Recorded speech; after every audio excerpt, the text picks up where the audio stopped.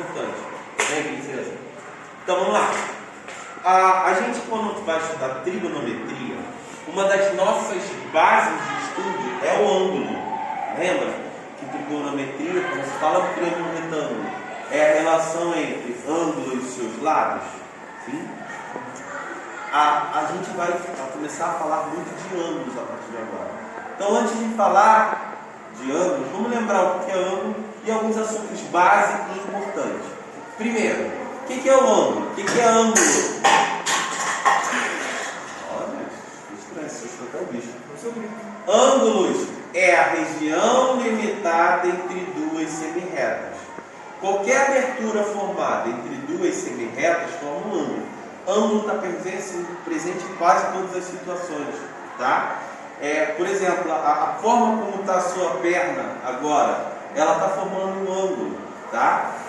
A parede com o chão forma um ângulo, geralmente 90 graus, tá? Se o pedreiro for bom. Então, ângulo é um assunto importante. Acredito que eu não preciso ficar falando. Todo mundo que entendeu que essa abertura é chamada de ângulo, sim? Foi? Agora, a gente quando vai iniciar o estudo de trigonometria, a gente entende que o ângulo ele pode ser medido de duas formas. Em graus, certo? Lembrando que grau, ele tem os submúltiplos. Coisas que são menores que grau. É o minuto e o segundo, tá?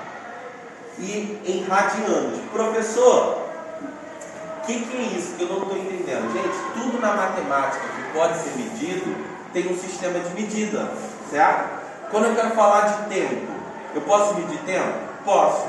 E o tempo pode ser medido como? Segundos, minuto, hora, dias, semana, mês, ano, né? A gente pode medir tempo. Então ele tem um sistema de medida. O ângulo eu posso medir? Posso. Qual o sistema de medida que eu posso usar? Ou grau ou radiano. E esse minuto e segundo faz parte do grau, porque são coisas menores que grau. É o minuto e o segundo. Como assim, professor? Gente, distância. O sistema de medida comum de distância é metros, certo? Mas existem coisas menores que metros? Existe. Decímetro, centímetro, milímetro. É a mesma coisa o grau.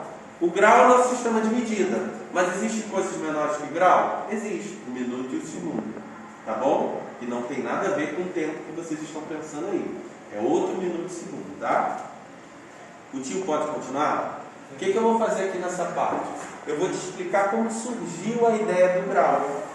Porque como surgiu os sistemas de medidas, hoje surgiu também como é que o cara um dia falou assim, por exemplo, para você pensar? Porque tudo é criado por nós, tá? Como é que o cara um dia falou que esse tamanho aqui mais ou menos é 1 metro?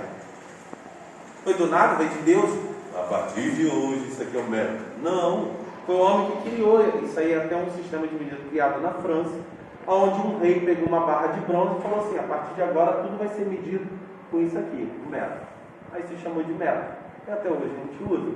A mesma coisa o grau. Como é que os caras mediu uma abertura e falou que isso aqui vai ser 1 grau?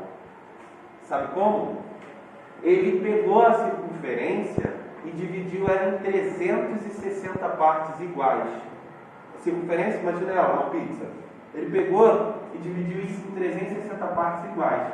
Foi passando, visto que está tudo cortando direitinho, tá? Ele foi fazendo isso, dividindo. Deu 360 cortes, tá? A abertura que ficou formada nesse 360 cortes, ele chamou de grau.